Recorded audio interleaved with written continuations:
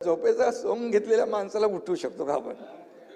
झोपलेल्या माणसाला उठवता येतं, पण काही लोकांना जे आहे तेच आहे की बसता उठता, दिल्लीला गेला की प्रॉब्लेम, गावाला गेला की प्रॉब्लेम, शेती करायला गेला की प्रॉब्लेम. असं कसं चालते? आणि मी मी मी काही कोणावर बोलत नाही. मला जेव्हा बोलतात तेव्हा मी नेमकं बोलतो. आणि त्यामुळे आता काल काय काय बोलून गेलेत, मी जाऊ दे, मी त्याच्यावर जात नाही. आता पुढे अजून आपल्याला निवडणुकांमध्ये प्रचार करायचा आहे.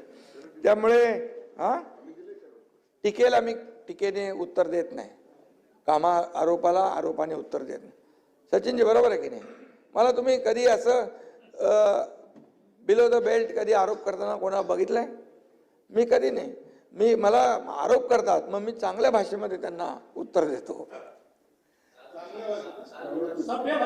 सभ्य भाषेत. आणि विरोधी पक्षाने तर द्या, नाही तर उपमुख्यमंत्री पद रद्द करा. अरे तर काय संबंध आहे त्याचा?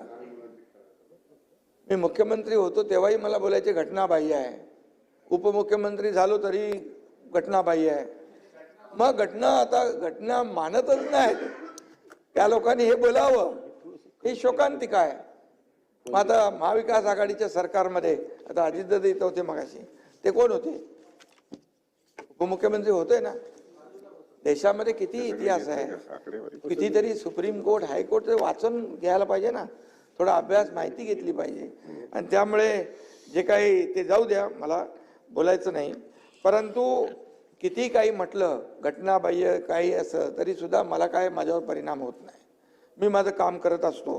किती आदळआपट केली ते माझं काम चालू आहे आणि मग मला कामावर फोकस आहे, बाकी मी टीकेकडे लक्ष देत नाही. पण ही जी काही जळजळ मळमळ आहे ती पदावर नाही आहे. एकनाथ शिंदे याच्या वैयक्तिक याच्यावर आहे.